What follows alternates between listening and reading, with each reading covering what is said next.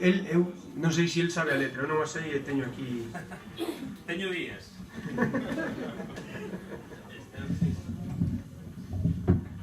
Asese por aí adiante costalles máis.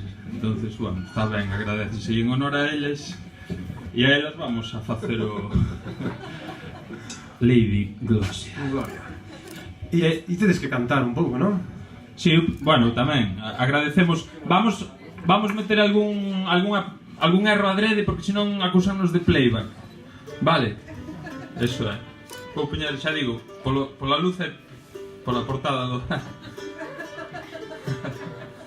É para parecer máis interesante que realmente é porque as ponto do Cristo, non? Que café do sol.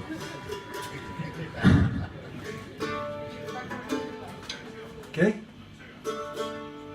Ah, sí, normal. Estaba apagado, caralho. A confundinme do botón.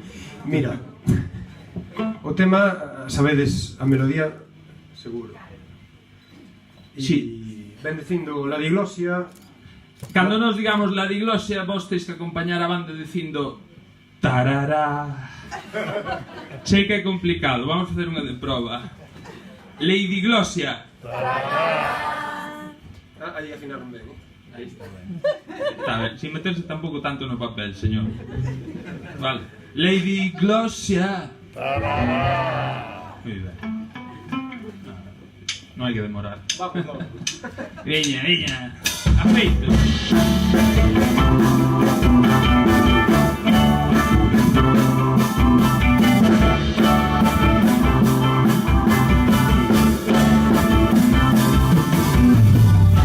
La diglosia, la diglosia, la diglosia, la diglosia, es lo que hay, es lo que hay, es lo que hay, si la enterráis.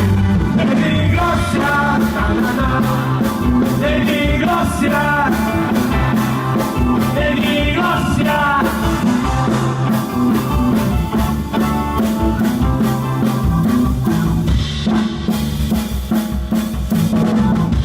Es una chavaliña muy riquiña que nace en Valle de Oro, en la Mariña. Ella también te anda por cospecho y te tiene un fajo de amigos a hecho. Le presta marchar en verano.